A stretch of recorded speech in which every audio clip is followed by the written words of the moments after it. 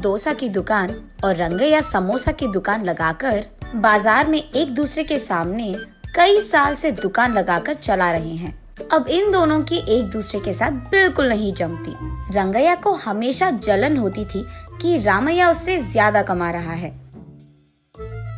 और इतना ही नहीं, हमेशा कोई ना कोई बात पे रामैया से लड़ते रहता है रंगैया। ऐसे उन दोनों के बीच में बहुत ज्यादा नफरत था।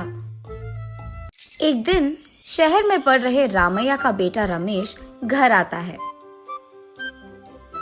अगले दिन वो अपने पिता के बाजार में लगी दुकान के पास आता है। वहाँ चल रही व्यापार को देख रमेश अपने पिता से ऐसे कहता है, पापा, आप हमारे दुकान में ज्यादा ग्राहक लाकर ज्यादा पैसा कमाने के मार्ग नहीं सोचते हो क्या?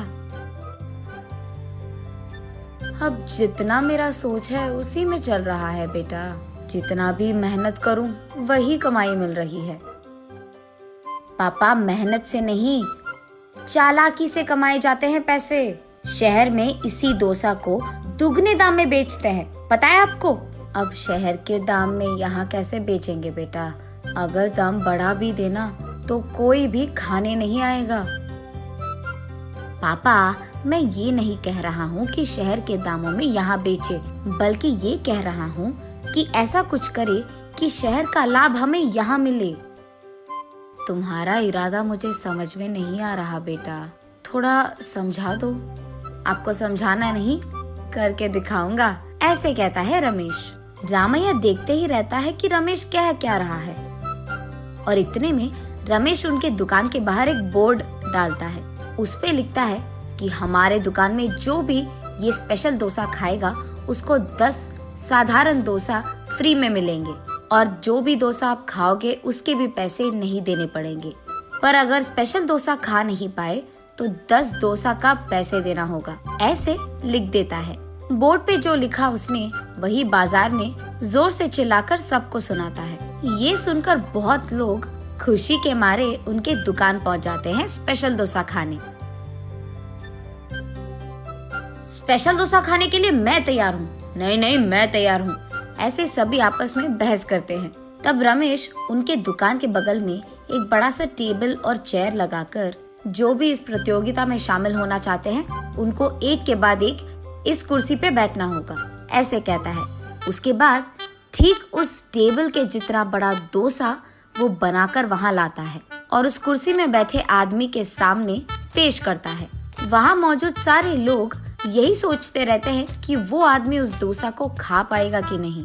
आधा डोसा खाकर वो आदमी, मुझसे अब और नहीं होगा, ऐसे कहकर हार मानकर वो 10 डोसा के पैसे देकर वहाँ से चले जाता है। ऐसे ही एक के बाद एक स्पेशल डोसा खाने की कोशिश करके हार मानकर वहाँ से पैसे देकर चले जाते हैं। ये सब ठीक सामने से देख रहा रंगैया अपने आप में सोचने लगता है कि एक स्पेशल डोसा बनाने के लिए कितने पैसे लगते हैं। उसे पता था कि एक स्पेशल डोसा बनाने के लिए 3 डोसा लगते हैं, लेकिन बाकी 7 डोसा के पैसे तो लाभ में आ गए।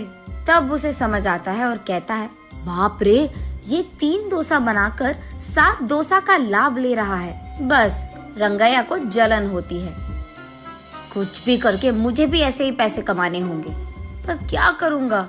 ऐसे सोच सोच कर, हाँ, मैं भी उसकी तरह समोसा का कोई प्रतियोगिता लगा दूंगा, ऐसे सोचकर अगले दिन रंगैया उसके समोसा के दुकान के बाहर ये लिखता है कि जो भी आदमी 20 समोसा खा पाएगा उसको 10 और मुफ्त में मिल जाएंगे। पर अगर 20 समोसा नहीं खा पाए तो 10 समोसा के पैसे देने पड़ जाएंगे। और यही बात चिल्ला चिल्ला कर बाजार में सबको बताता है। ये सुनकर बहुत सारे लोग रंगैया के दुकान आते हैं प्रतियोगिता में शामिल होने। जो लोग आते हैं उनमें से कई सारे आसानी से 20 समोसा खा लेते हैं और रंगैया के अनुसार ही वो 10 और मुफ्त में ले लेते हैं और वहाँ से चले जाते हैं। ये देख रंगैया को चक्कर आ जाता है।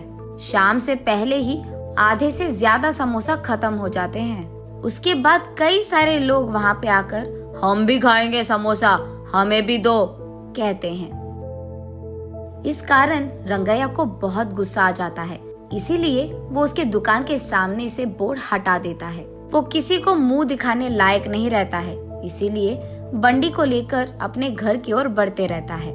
आज तो मैं 1 भी रुपए नहीं कमाया और उल्टा जो भी समोसे थे वो भी बेच दिया मुफ्त में। उसे चक्कर आकर वो नीचे गिर जाता है। आंखें खोलने पर रंगैया एक अस्पताल के बेड पर रहता है। उसके बगल में उसकी बीवी रहती है। मुझे क्या हुआ? मैं कहाँ हूँ? ऐसे पूछता है रंगैया। आपको चक्कर आकर नीचे गिर गए थे, कोई अजनबी आपको यहाँ छोड़ गया, ऐसे कहती है रंगैया की पत्नी। छा, आज सब कुछ नष्ट ही हो गया, सब बुरा हो रहा है। अरे क्या हुआ जी, आप इतने गुस्से में क्यों हो? वैसे आप शाम तक घर की मुंह भी नहीं देखते हैं, लेकिन आज दोपहर से पहले आपके समोसे खत्म हो गए और आप घर भी आ रहे थे। इसलिए वो जो कुछ भी हुआ अपने बीवी को समझाता है। हाय भगवान, मेरा मूर्ख पति, आप बस ये सोच रहे थे कि कितने डोसे बेचने पर उनको कितना लाभ मिल रहा है, लेकिन आपने एक बार भी ये नहीं सोचा कि कितने समोसे बेचने में आपको कितना लाभ आएगा। ये प्रतियोगिता शुरू करने से पहले आपको ये सब सोचना था, आपने सोचा भी नहीं, ये तो होना ही था। तब रंगैया को समझ आता है कि किसी और को देखकर हमें वही काम नहीं दोहराना चाहिए और पहले खुद की देखना चाहिए। कुछ करने से पहले 100 बार सोचना भी चाहिए, तब हम सब खुश रह पाएंगे। ये समझता है रंगैया।